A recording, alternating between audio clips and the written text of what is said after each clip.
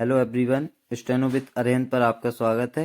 यह डिक्टेशन आनंद मासिक पत्रिका सीरीज से होगी, जो कि 100 शब्द प्रति मिनट की गति पर दी जाती है। यदि आप इसका पीडीएफ प्राप्त करना चाहते हैं तो आप हमारे टेलीग्राम ग्रुप को ज्वाइन कर सकते हैं। यह डिक्टेशन एसएससी एग्जाम्स ओरिएंटेड दी जाती है, जो कि आपके लिए बहुत ही हेल्पफुल रहेगी। चलिए तो डिक्टेशन प्रारंभ करते हैं। डिक्टेशन 5 सेकंड बाद। महोदय, हम जो भी निर्णय लें उसको पिछले वर्ष रियो में संयुक्त राष्ट्र पर्यावरण एवं विकास सम्मेलन द्वारा संयुक्त राष्ट्र पर्यावरण कार्यक्रम को दिए गए अधिदेश की रोशनी में देखा जाना चाहिए।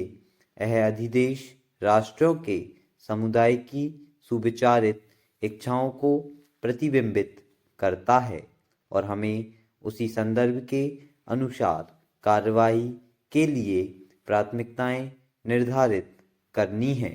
रियो में संयुक्त राष्ट्र पर्यावरण कार्यक्रम की भूमिका और एजेंडा 21 को कार्यान्वित करने के लिए अधिदेश को पुनः लागू करने पर सहमति हुई थी। वस्तुतः संयुक्त राष्ट्र पर्यावरण कार्यक्रम को इस प्रयोजनार्थ एक प्रधान संस्था स्वीकार किया गया था। हमें अब इस उत्तरदायित्व को मिलकर निभाना है। संयुक्त राष्ट्र पर्यावरण कार्यक्रम को इस प्रयोजनार्थ एक प्रधान संस्था स्वीकार किया गया था। हमें अब इस उत्तरदायित्व को मिलकर निभाना है। संयुक्त राष्ट्र पर्यावरण कार्यक्रम अब अधिक देर तक पर्यावरणीय कार्यक्रमों के लिए मात्र एक प्रेरक और समन्वय संगठन के रूप में नहीं रह सकता। इसको अधिक सुविधाजनक भूमिका अपनानी चाहिए तथा पर्यावरण की सुरक्षा और सतत विकास की उपलब्धि के लक्ष्यों वाले विस्तृत कार्यक्रम शुरू करने चाहिए। हमारे लिए सबसे अधिक खुशी की बात है कि इस महत्वपूर्ण घड़ी में संयुक्त राष्ट्र पर्यावरण कार्यक्रम को सुश्री एलिजाबेथ से प्रेरणा और मार्गदर्शन मिल रहा है। अपने 90 करोड़ देशवासियों और संरक्षण की परंपराओं से ओतप्रोत अपनी प्राचीन सभ्यता की तरफ से संयुक्त राष्ट्र पर्यावरण कार्यक्रम के कार्यकारी निदेशक का पद संभालने पर महोदया मैं आपका स्वागत करता हूं। हम आपकी सफलता की कामना करते हैं, क्योंकि आपकी सफलता में ही हमारी सामूहिक सफलता निहित है और हम आपको और आपके साथियों को अपना पूर्ण सहयोग प्रदान करेंगे। हमने यह भी नोट कर लिया है कि कार्यकारी निदेशक पर अब हैबिटेट की भी जिम्मेदारी है। हम इस सब प्रबंध के पीछे के कारणों को समझते हैं, किंतु हमें आशा व्यक्त करनी ही चाहिए कि इस व्यवस्था से दोनों संस्थाओं का अलग अस्तित्व समाप्त नहीं होगा और ना आगे आने वाले महत्वपूर्ण वर्षों के दौरान दोनों संस्थाओं की गतिविधियों पर आवश्यक ध्यान दिए जाने में कोई कठिनाई होगी। हम जानते हैं कि संयुक्त राष्ट्र पर्यावरण कार्यक्रम को बहुत से काम करने हैं, तथापि मैं इसके 2 अतिरिक्त कार्यों का उल्लेख करना चाहूँगा। मैं इन्हें इसलिए प्रस्तुत कर रहा हूँ जिससे इन पर सार्थक चर्चा हो। महोदय, भारत अनेक धर्मों, जातियों एवं विभिन्न भाषा भाषियों का देश है। भारत की विशेषता है अनेकता में एकता की भावना। जब कभी उस एकता को खंडित करने का प्रयास किया जाता है, भारत का प्रत्येक नागरिक सावधान हो उठता है। राष्ट्रीय एकता को खंडित करने वाली शक्तियों के विरुद्ध आंदोलन प्रारंभ हो जाता है। राष्ट्रीय एकता में उस राष्ट्र के स्वरूप का विशेष स्थान होता है। वहाँ की भूमि, निवासी व्यक्ति और उनकी संस्कृति से राष्ट्र का स्वरूप निर्मित होता है। राष्ट्रीयता की जड़ें राष्ट्र की भूमि में जितनी गहरी होंगी, राष्ट्रीय भावों का अंकुर उतना ही गहरा होगा। जब तक राष्ट्रीय संस्कृति का विकास नहीं होता, राष्ट्र का वास्तविक विकास नहीं होता। सांस्कृतिक विकास के लिए सहिष्णुता, सहयोग और समन्वय की भावना परम आवश्यक है। हमारे कर्म, पूजा पाठ, खान पान, रहन सहन और वेश में अंतर हो सकता है, परंतु हमारे राजनीतिक और वैचारिक दृष्टिकोण में एकता है। इस प्रकार अनेकता में एकता ही भारत की प्रमुख विशेषता है।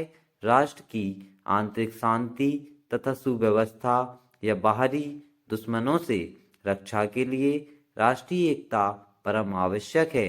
यदि हम भारतवासी किसी कारणवश छिन्न भिन्न हो गए तो हमारी पारस्परिक फूट को देखकर अन्य देश हमारी स्वतंत्रता को झड़पने का प्रयास करेंगे। इस प्रकार अपनी स्वतंत्रता की रक्षा एवं राष्ट्र की उन्नति के लिए राष्ट्रीय एकता आवश्यक है। जब जब हम असंगठित हुए, हमें आर्थिक और राजनीतिक रूप में इसकी कीमत चुकानी पड़ी है, और जब कभी हमारे विचारों में संकीर्णता आई, आपस में झगड़े हुए तथा नए विचारों से मुख मोड़ा, हानि वहीं हुई और हम विदेशी सत्ता के अधीन हो गए। राष्ट्रीय एकता की भावना का मात्र यह अर्थ नहीं है कि हम एक राष्ट्र से संबंध है। राष्ट्रीय एकता के लिए एक दूसरे के प्रति भाईचारे की भावना भी आवश्यक है। स्वतंत्रता प्राप्ति के पश्चात हमने सोचा था कि हमारी परस्पर भेदभाव की खाई भर जाएगी, परंतु हम देख रहे हैं कि सांप्रदायिकता, क्षेत्रीयता, जातीयता, अज्ञानता और भाषागत अनेकता ने पूरे देश को आक्रांत कर रखा है। अतः इस एकता को छिन्न भिन्न करने वाले कारणों को जानकर उनको दूर करना आवश्यक है। राष्ट्रीय एकता के मार्ग में सबसे बड़ी बाधा सांप्रदायिकता है। यह एक ऐसी बुराई है जो मानव में दरार डालती है, भाई को भाई से अलग करती है, अंततः समाज के टुकड़े कर देती है। महोदय, दुर्भाग्य से इस रोग को समाप्त करने का जितना अधिक प्रयास किया गया, उतना अधिक बढ़ता गया है। स्वार्थी राजनीतिज्ञ संप्रदाय के नाम पर भोले भाले लोगों को लड़ाकर अपना स्वार्थ सिद्ध कर रहे हैं। परिणामतः देश का वातावरण विषाक्त हो रहा है। यदि राष्ट्र को एक सूत्र में बांधे रखना है तो राष्ट्र विरोधी भावों को अपने मन से दूर रखना होगा, सांप्रदायिक सद्भाव पैदा करना होगा। हिंदू, मुस्लिम, सिख, ईसाई, जैन, बौद्ध धर्म वाले सभी को भारत भूमि से स्नेह करना होगा, इसे अपना मानना होगा। प्रत्येक देशवासी को यह बात हमेशा याद रखनी चाहिए कि प्रेम से प्रेम तथा घृणा से घृणा व विश्वास से विश्वास उत्पन्न होता है।